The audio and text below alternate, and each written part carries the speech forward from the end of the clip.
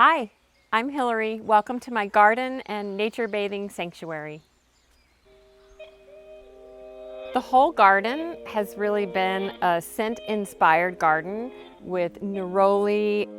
I have a lot of citrus trees and violet and bergamot and roses and night-blooming jasmine and gardenia.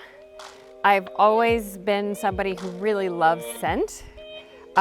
Which means, of course, it's extra fun for me to create products with beautiful scents. And I really love spending time in my garden, and I'm going to show you now my very secret outdoor bathing area.